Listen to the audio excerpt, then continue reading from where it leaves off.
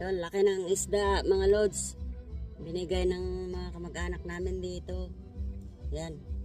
Lilinisan ko dito sa likod namin. Kaliskisan natin. Laki oh. Yan. Salamat ng marami, friend, sa naghatid ng bagong huli nilang isda.